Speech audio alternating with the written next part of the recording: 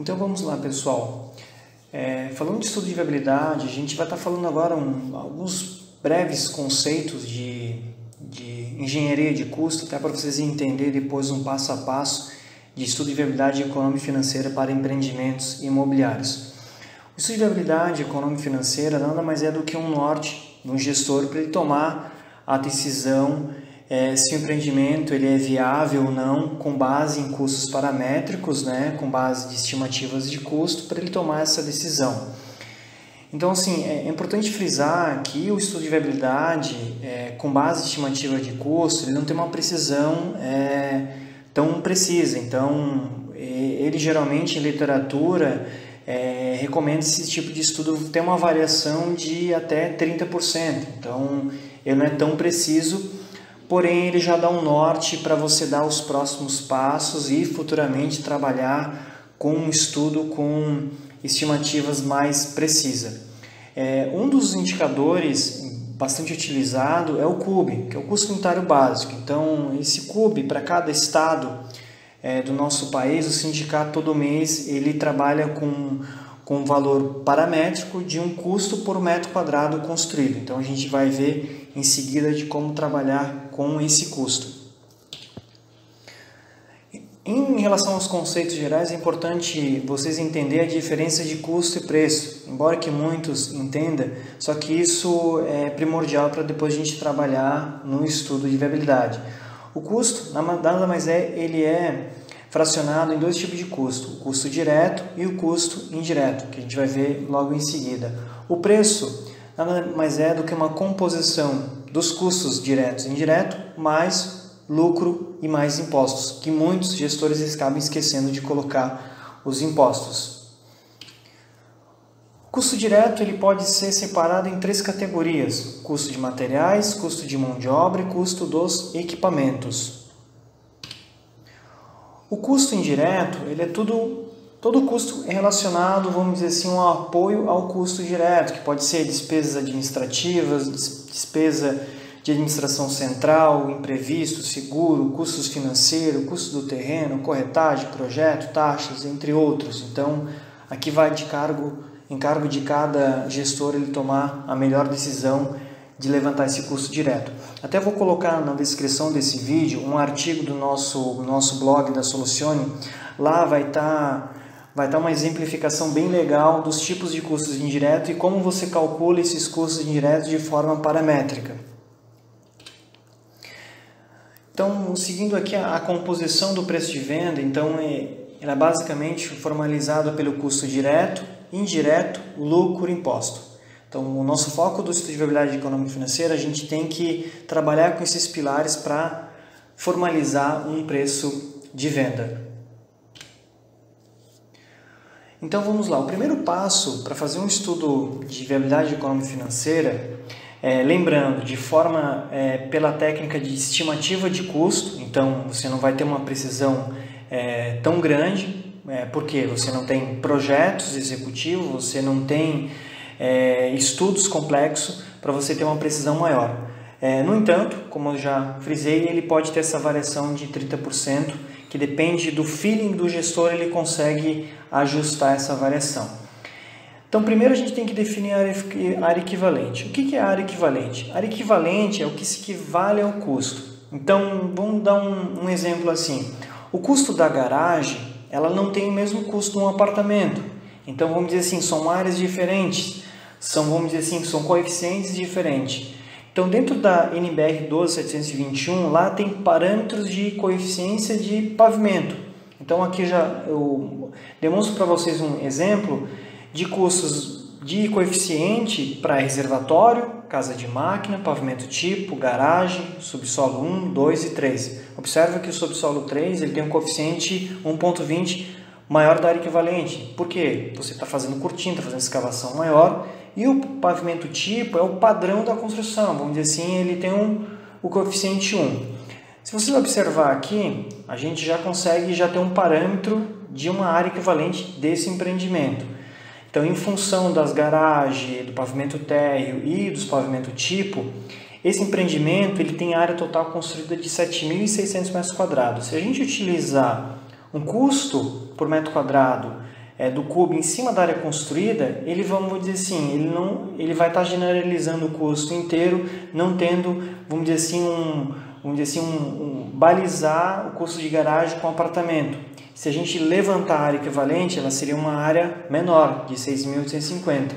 Observe que os pavimentos de garagem em área equivalente são menores do que a área construída, e o parâmetro que a gente vai estar utilizando é a área equivalente para calcular o custo direto do empreendimento.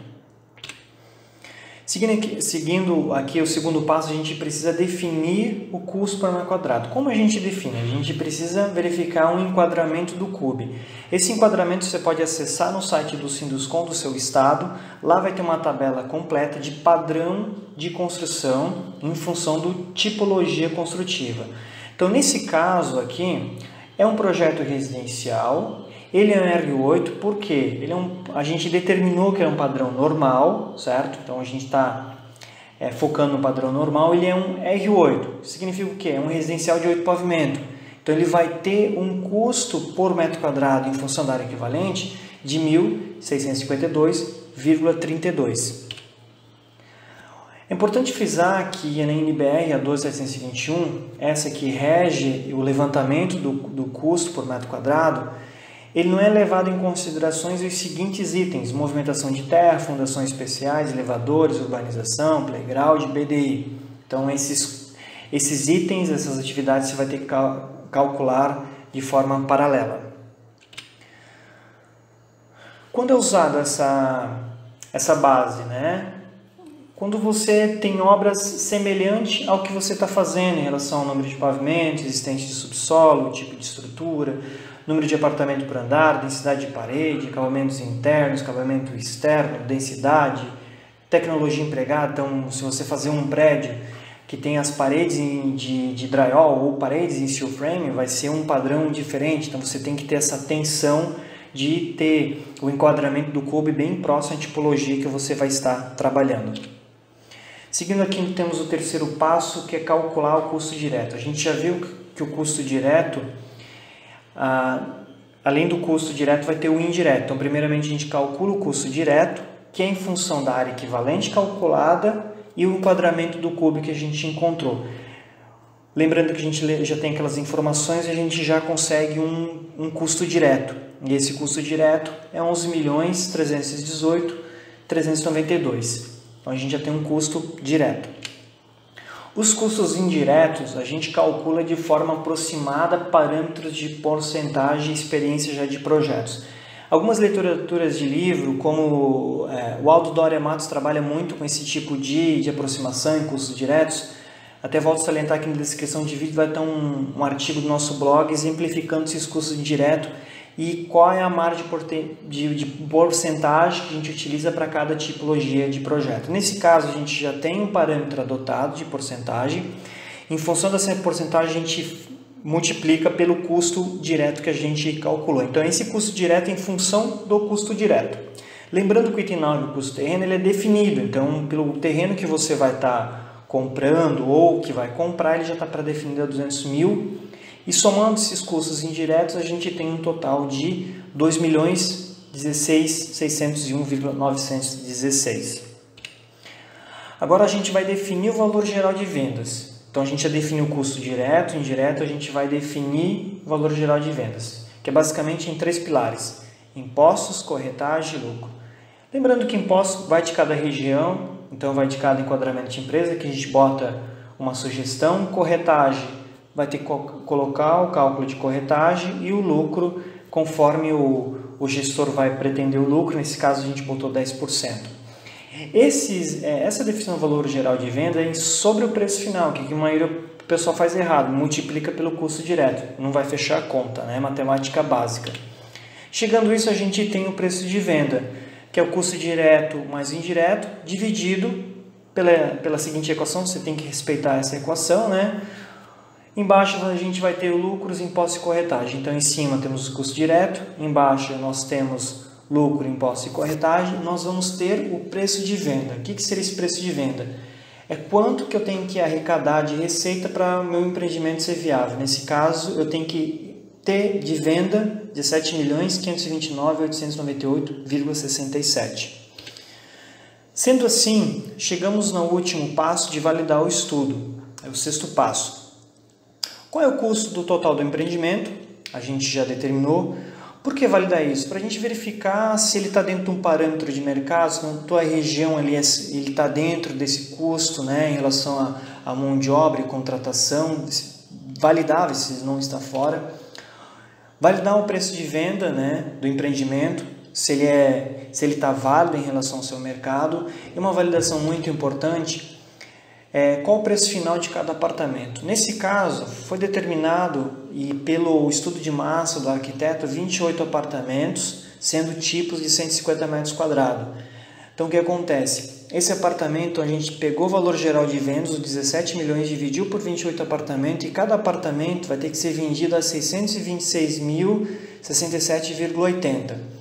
E um preço por metro quadrado de 4.163,78 por metro quadrado em função dos 150 metros quadrados. Essa é uma pergunta que você tem que fazer e validar se o mercado aceita. Você vai ter que fazer uma pesquisa de mercado com os corretores, se esse apartamento desse padrão e desse tamanho, ele é aceito a esse valor de venda. Então, esse é um estudo de viabilidade. Lógico, tem outros indicadores que dá para calcular, a gente não vai aprofundar, como o VPL, valor presente líquido, taxa interna de retorno, índice de rentabilidade, lucratividade, né? Então, tem outros parâmetros, mas de uma forma básica você já consegue ter um norte, de uma forma bem rápida e básica em cima desse passo a passo. Eu espero que vocês gostaram dessa dica. Se quiser acompanhar as nossas dicas, segue o nosso canal, clica aí no sininho e fique à vontade também de acessar o nosso site solucionengenharia.com.br. Obrigado a todos.